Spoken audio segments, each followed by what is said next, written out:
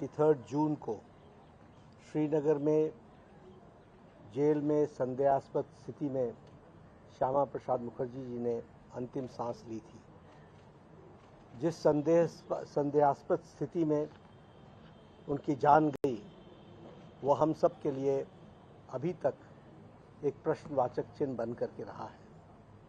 उनका जीवन एक देशभक्त के रूप में, एक शिक्षाविद के रूप में और एक सामाजिक न्याय दिलाने वाले नेता के रूप में हम सब जानते हैं। अगर मैं शिक्षाविद की बात करूं तो Shyama Prasad Mukherjee was one of the youngest vice chancellor of Calcutta university.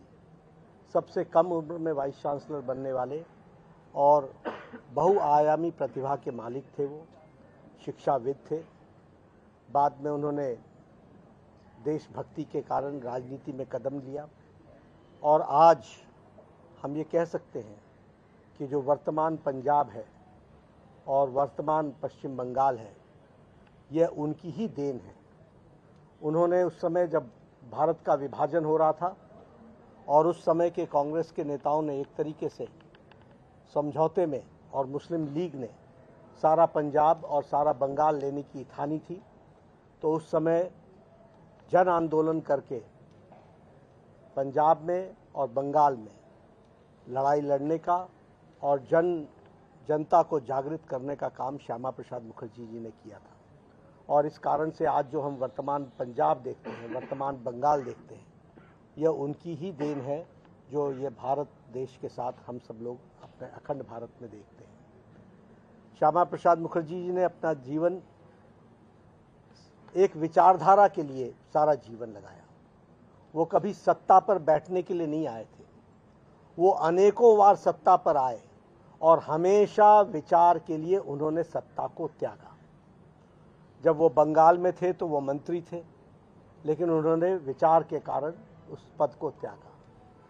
जब वो नेहरू जी की पहली कैबिनेट बनी तो नेहरू जी की पहली कैबिनेट में वो उद्योग मंत्री थे। उन्होंने उस समय जवाहरलाल नेहरू जी के स्यूडो सेकुलरिज्म, छद्म धर्मनिरपेक्षता, इसके खिलाफ उस समय आवाज़ उठाई थी और उन्होंने कहा था कि जिस तरीके से आप मुस्लिम लीग और सांप्रदायिक ताकतों के सामने घुटना टेक रहे हैं, इससे वह अपनी मत भिन्नता रखते हैं। और उन्होंने जम्मू कश्मीर का विषय उठाया कि कोई कारण नहीं है कि आप धारा 370 को लागू करें। और धारा 370 के लिए उस समय नेहरू जी ने इसको आगे बढ़ाया था। उन्होंने त्यागपत्र दिया और एक नारा लगाया, एक देश में दो निशान, दो विधान, दो प्रधान नहीं चलेंगे। और इसी नारे को लेकर के उन्होंने सत्याग्रह किया। और हमें सबको मालूम है कि उस समय जम्मू कश्मीर में जाने के लिए धारा 370 के तहत पासपोर्ट सिस्टम होता था, पास बनता था। उन्होंने पास नहीं लिया। उनको जम्मू कश्मीर के बॉर्डर पर रोक लिया गया और जब उन्हें रोक करके गिरफ्तार किया गया, उसके बाद लगभग 1 महीने बाद वो संदेहास्पद स्थिति में जम्मू कश्मीर की जेल में उन्होंने अंतिम सांसें ली। श्यामा प्रसाद मुखर्जी जी की माता जी ने जवाहरलाल नेहरू से कहा कि इसके जांच कराओ, और उनके शब्द हैं कि मुझे तुम्हारी दलील, तुम्हारी यानी जवाहरलाल नेहरू की दलील नहीं चाहिए, मुझे अपने बेटे की मौत की जांच चाहिए। लेकिन जवाहरलाल नेहरू उस समय के प्रधानमंत्री ने जांच करने से इनकार कर दिया।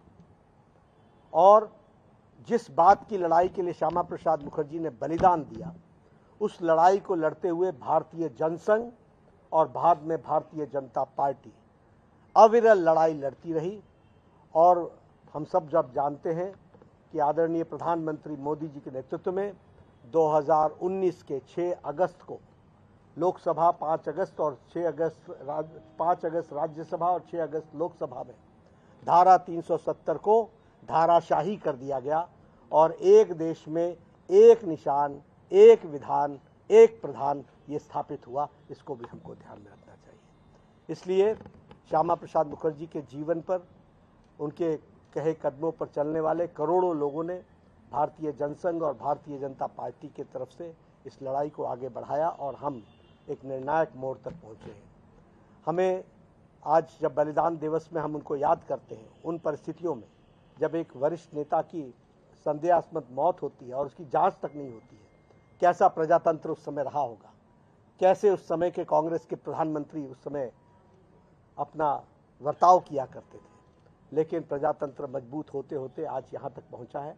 आज करोड़ों लोग श्यामा प्रसाद मुखर्जी जी के जीवन पर और उनके काम को आगे बढ़ाने के लिए करोड़ों कार्यकर्ता बलिदान देने के लिए तैयार हैं और उनके रास्ते पर चलने के तैयार हैं। हम हर साल ये बलिदान दिवस मनाते हैं, इस वर्ष भी हम मना रहे हैं और इस वर्ष हम लोगों ने इसको पर्यावरण से भी जोड़ा है। और जैसा कि प्रधानमंत्री जी का आह्वान है, एक पेड़ माँ के नाम, तो हम लोगों ने भी इस कार्यक्रम को बलिदान दिवस से जोड़ते हुए और श्यामा प्रसाद मुखर्जी के जन्म जयंती तक हम लोग लाखों कार्यकर्ता, हर एक कोई अपने परिवार के नाम पर, हमें मालूम है कि जिस तरीके से माता पूरे परिवार को सिंचित करती है, उसकी संरक्षण करती है, उसको पोषित करती है, उसी तरीके से एक पेड़ सारे समाज को पोषित करता है और सारे समाज की रक्षा करता है।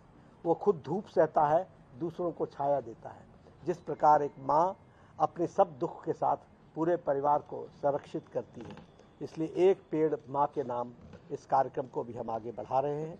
और मेरा कार्यकर्ताओं से अपील है कि सभी कार्यकर्ता किसी बागवान में, किसी बगीचे में, किसी गार्डन में, कहीं स्थान पर जाकर एक पेड़ माँ के नाम ज़रूर लगाएं और पर्यावरण से अपने आप को जोड़ें, इस कार्यक्रम को भी पूरा करें। मैं अंत में एक ही बात कहूँगा कि बलिदान दिवस के दिन ईश्वर हम सबको शक्ति दे कि भारत को एक मजबूत राष्ट्र के रूप में, एक शक्तिशाली और सुरक्षित भारत के रूप में प्रधानमंत्री मोदी जी के नेतृत्व में हम आगे बढ़ाएं और सभी लोग कार्यकर्ता पूरी ताकत के साथ एक विकसित भारत की कल्पना को, एक आत्मनिर्भर भारत को आगे बढ़ाएं। यही सच्ची श्रद्धांजलि होगी श्यामा प्रसाद मुखर्जी।